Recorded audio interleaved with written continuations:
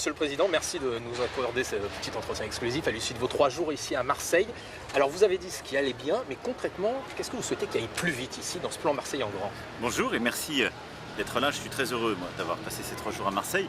Tout doit aller plus vite en général parce qu'il y a une situation d'urgence à Marseille. C'est d'ailleurs ce qui a justifié l'intervention de l'État, la sécurité.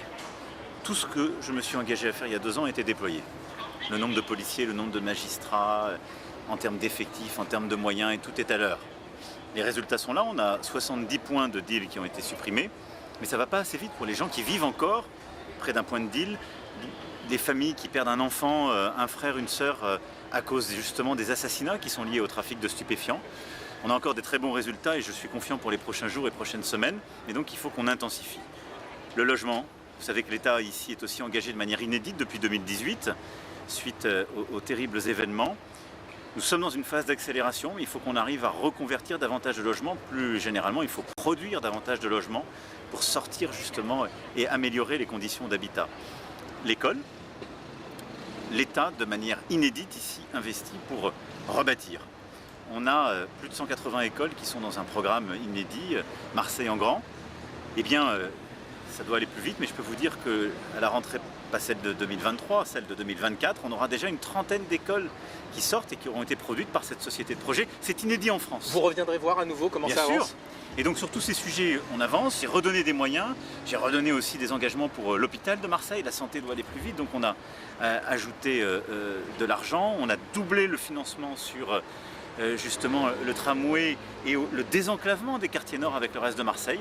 Donc je reviendrai de manière régulière, mais on a déjà des premiers résultats, la vie est en train de changer, mais ça doit aller beaucoup plus vite et beaucoup plus fort. Et puis j'ai voulu aussi ici, durant ce déplacement, ouvrir de nouvelles perspectives, en parlant justement de la Méditerranée et donc du Grand Port, avec de nouvelles ambitions pour le transport, pour l'énergie, pour le numérique, et de faire de Marseille-Fos un très grand port européen, à vocation européenne et mondiale. Certains Marseillais vous ont dit d'ailleurs, notamment dans ce grand débat, que ça avait été un peu nettoyé là où vous étiez passé. Est-ce que vous avez vu la vie quotidienne des Marseillais? Écoutez, j'ai essayé à chaque fois, je suis allé, je pense qu'il n'y a jamais eu de président de la République qui sont allés faire 3h30 de débat à la Busserine, ou faire comme je l'ai fait la dernière fois dans d'autres quartiers, passer plusieurs heures à Bassins en bas d'une tour, et être dans une copropriété tout à l'heure des quartiers sud. Donc je passe beaucoup de temps, ce qui est tout à fait vrai, c'est que quand un président de la République arrive, on a nettoyé avant, il y a des forces de sécurité, je ne suis pas dupe et vous non plus.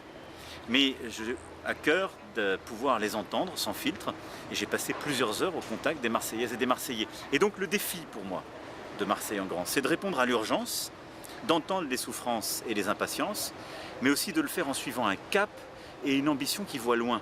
Parce que cette situation d'urgence, elle est le fruit de petits abandons, de petits mensonges, de petits renoncements, et du fait que pendant trop longtemps, on n'a pas fait ce qu'il fallait. Dernier point, pourquoi ce tel attachement à Marseille? On sait qu'il y a quelque chose de personnel, mais pourquoi cette volonté d'en faire un tel laboratoire? Écoutez, d'abord parce que c'est la 2e ville de France. Le président de la République, par définition, il passe beaucoup de temps dans la première ville de France, qui est Paris.